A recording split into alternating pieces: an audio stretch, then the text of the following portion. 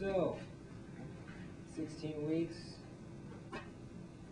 Still feel like I don't know what professional writing is, but I think we all do sort of have an idea after going through Pupils, going through Weiss, and having this interview. So, for the people who are just getting into 306, it's a good idea to have just a small idea of what's going on, what makes professional writing so complex, and for those of us leaving, what we might look forward to in the future. So this is just a quick look at what I would consider a very complex nature. The first question, obviously, is what constitutes a professional writer? The person I interviewed, John Norberg, is the speechwriter for President Cordova, and he said that it is writing for the needs of an organization that makes a professional writer what he is. A lot of it is not just writing or communication, but getting ideas and developing ideas and generating ideas with other people. And so my own definition would be professional writing is all about connecting through written language a specific entity, be it a company or individual, with an audience. Some of the reports that I've read that this class presented were anywhere from interviewees being web page people, they were newspaper writers, journalists, my own speechwriter, but every single one had an audience, and not everyone was writing for themselves. And I think that's a big part of being a professional writer. Understanding professional writing as a complex major is part of understanding professional writing itself, because its complexities are what make it what it is. The pressures that come from being a professional writer come from the responsibilities placed on you by your corporation or business when you go to communicate with the audience. The corporate and business demand are that the corporations know what they want and how they want it done, and they expect the writer to cooperate in delivering what they want. This was seen through some of the readings that we had, and some of the writers didn't feel like they were expressing themselves well enough, or they were having trouble with the ethical demands. But a lot of the times it's not really up to the writer, it's up to the business they're writing for. As John Norberg told me, it's not really about what he wants to put in the paper that he's giving to Cordova, it's what Cordova wants to tell the audience. The ethical obligations that come with being a professional writer, I mean, there's an absolute necessity to recognize and accept an employer's and audience's ethical standards and incorporate them into the document.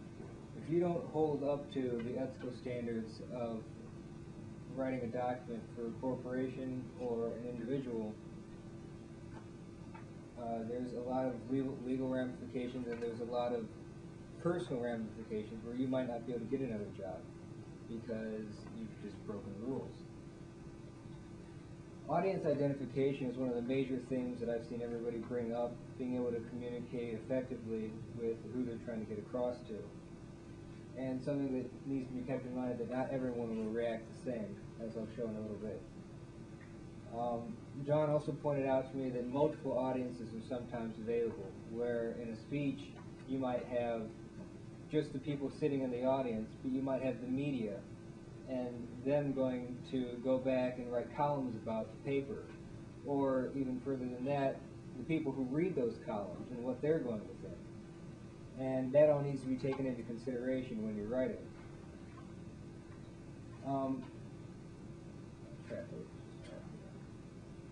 Voice and lexicon adaptability. Something also that he brought up is that professional writers aren't necessarily writing for themselves. All the words should reflect the audience's expected diction of the speaker. The person that you're writing for, or the corporation that you're writing for, has a certain standard of how they want something said.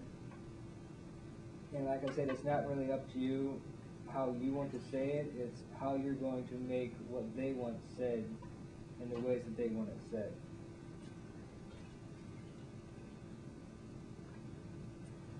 Something that I thought was really cool was that I wanted to actually be a creative writer because I wanted to express myself. And when I realized that professional writing was actually a better opportunity because of what it offered in the terms of employment and the ability to actually get into the field and have the opportunity to make money instead of worrying about people actually accepting your work, I realized that there are some things that you have to take into consideration.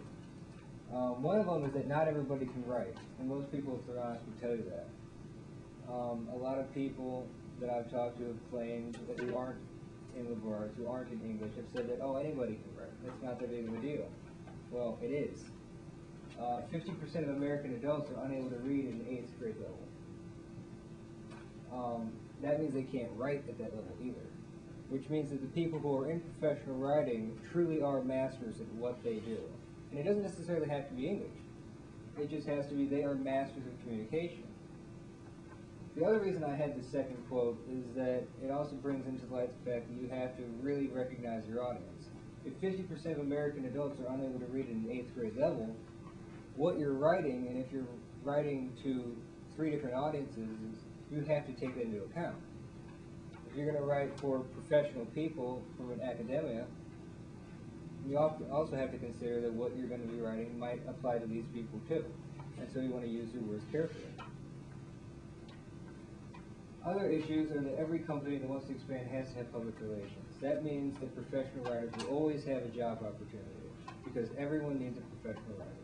If you're going to expand your business, you need to be able to relate to the people, and that's what professional writers are best at.